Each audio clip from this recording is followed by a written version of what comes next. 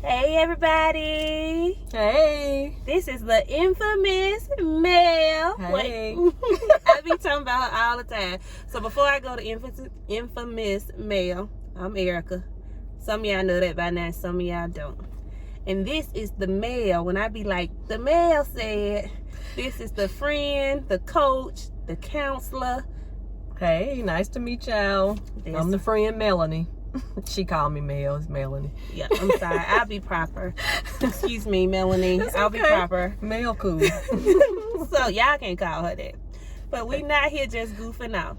And so look, some of y'all may not know this. I'm actually studying to get my builder's license. I took the first part of the test on Monday. Your girl passed with an 80. But that's my business. That ain't y'all business. But I take the next part on tomorrow. However, sometimes after looking at that screen, your brain die. So, tonight, the awesome Denmarks, Ashley and Antonio Denmark, they hosted this great REI Live event with Keith Everett. Real Estate Diddy is what he's known for, like on Instagram, Clubhouse. He's pretty cool. So I said, you know what? I'm going to get out the house for a minute. Do this hair up in a bun, y'all. These eyebrows are food, but that's still my business. You cute, friend. Oh, your money making eyebrows. As long as you making money, you kind of get a pass. Is that too much light? A little bit. Okay. Yeah, showing these imperfections. Okay. Girl. So, but after I pass my test tomorrow, this hair gonna be laid, these nails gonna be done, these eyebrows gonna be touched. But that ain't why we're here. I love networking. My friend ain't the big networker. I'm the one that be having to drag her out. But you get to meet so many people, seasoned, new, in the in-between. And it's always, no matter how long you've been doing this, there's always something you can pick up. I think Real Estate Diddy, that's just what I'm going to call him because that's how I knew of him from Clubhouse. He spoke on 6 secret steps to wholesaling. And for me, a lot of it wasn't new, but he did say some stuff that that I noticed my assistants don't do that much. I typically do it when I'm on the phone calls with people, but he dropped some good things. And one of the things that he said that stood out to me, because this just happened to one of my assistants, Dana, over the weekend, was you have to know who the decision makers are when you're calling somebody. Right. Because if I call Melanie today, because Melanie has a house that she want to sell, but it's her sister, her auntie, the dog, and her grandma that got to make a decision, we ain't gonna get nowhere just talking to Melanie, because Melanie is not the sole decision maker. So Dana found a house this weekend, well, Friday. The guy actually touched on 2 points that resonate with my assistant that may settle with y'all too. First, the price was, he's asking $198. She was a tad bit off with her offer, and she made him an offer of like $60,000, and that was wrong. So I looked at it and I said, well, make him an offer of about $115 or $105. But he said, he came back and he said, I'm not taking a dime less than $135. So my assistant is like, okay, Erica, it's worth about $200, you know what I'm saying? But I'm not taking a dime under $135. I told her we do meetings on Mondays, Wednesdays, and Fridays. I said, well, Dana, offer him $120, $125. But the numbers look fair. She laughing because I already told her this story. And I said, yeah, but it's like a game of limbo sometimes. How low can you go? Sometimes your lowest ain't always your lowest.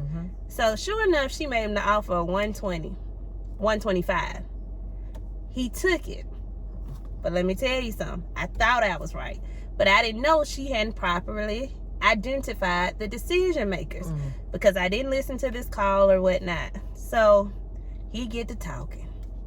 This man got a whole fiance in these streets, child. And baby said, oh, you not gonna, that what she said, the man? Fiance said no? Yes, ma'am. He came back and said, well, in this market, my realtor and my fiance said we can get $200 for it. And he also mentioned, he made another good point. I do this, but not in his way. He said, he asked the sellers, like, is your house currently in 2021 standards, or is it as is? And it kind of shifts it. Does your house need renovation to look like these houses that's selling for 200, or are you as is? So I don't necessarily do it that way, but that's a good way to do it. Yeah, I agree. But I had to get Dana to go back and say, are these pictures recent? When was the last time you made any updates? Like, we like to pay fair prices or whatever, and I want to give you the fairest offer for both you and myself, so we both can leave the closing table happy. And he was like, yeah, you're right. It needs a lot, blah, blah, blah, because they're not living in the house right now. So those were kind of just two things that I took, and I don't even know if I hit on it because we done rambled. I got to go home and study. So forgive me because my brain is a little bit dead, but the points are, you want to identify the decision makers. That is like very key.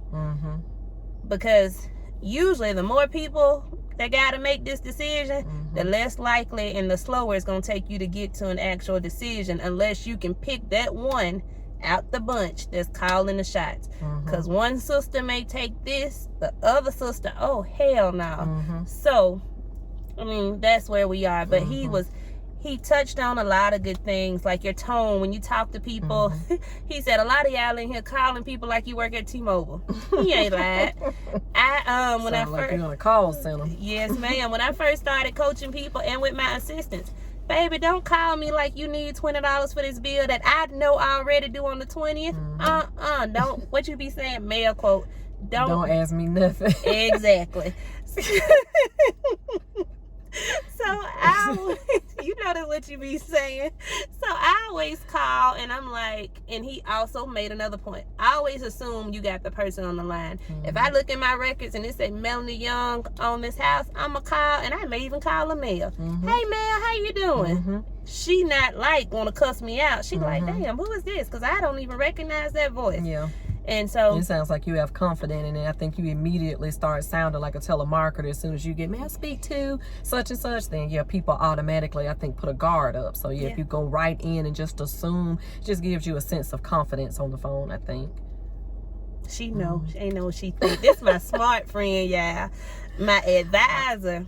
This the girl. That's why I be like, I was on the phone with Mel and decided to make this video. This is the Mel. Y'all be like, that Mel chick talks so much. But we had a good time. I'm about to go home and learn how to read like plans and stuff like that so that I can ace this test. And when I come on video tomorrow, now if y'all don't see me, that means I ain't passed. But if I make a video tomorrow, she gonna pass, y'all. We claiming it. That means I'm gonna be a new license builder. Mel, did you want to tell the people anything, or you just want to comment? Did you enjoy it? Yeah, I did. I learned a lot.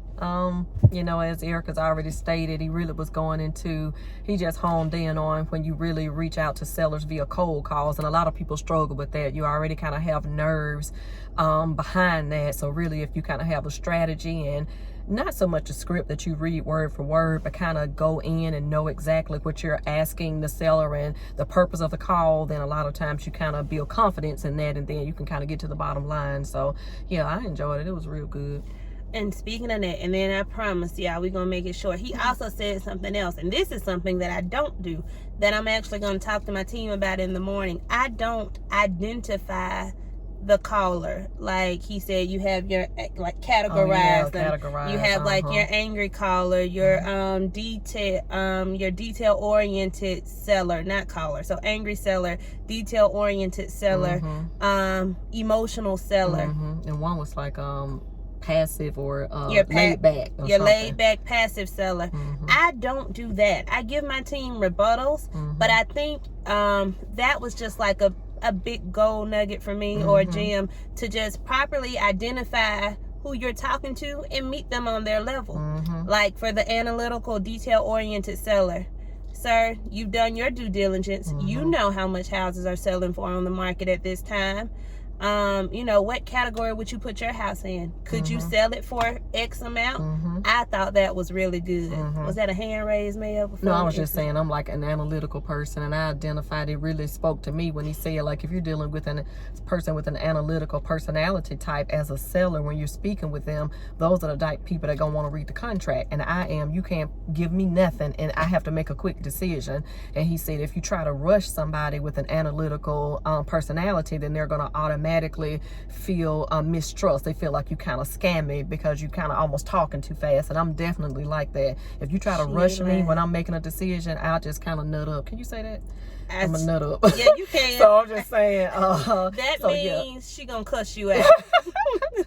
I'm just gonna like retreat. I just don't want to do business because you're not gonna rush me to make a big decision. So that's why it's important. And that may be a matter of just studying different personality types. I'm sure they have books and stuff online to be able to identify different personality types, because you do kind of have to switch up your presentation. Because when you're on the phone with the seller, you really are. It's like a presentation, so you have to switch it up, and you know, based on type of person you're talking to. So that's a really good nugget.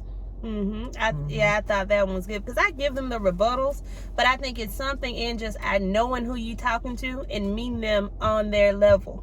And so I'm going to talk about that. I'm going to take that and implement that too. And he, like I said, he dropped a lot of gems.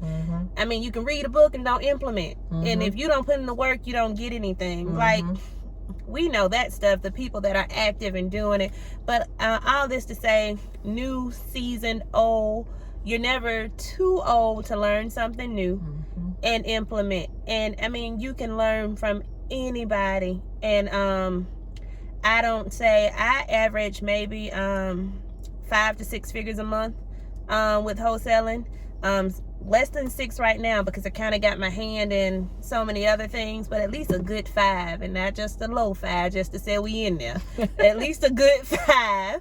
But I mean, you can always learn something new. And I love networking events like this, because when we first started, you remember we used to go to like the bring your deals to sell with the buyers. Yeah. I used to drag it in, but I love stuff like that. You meet buyers, you meet sellers, and then you build relationships with a lot of these great people. So Ashley, Tonio, thank you for this. I'm gonna share this video so y'all gonna see this. Thank you for this. And if you like talking with me or talking to Mel, hit like, subscribe. It'll be a lot of these, but this my girl talk little session. Let's say bye to the folks, man. Girl, we can talk for 12 minutes. See y'all later. Bye.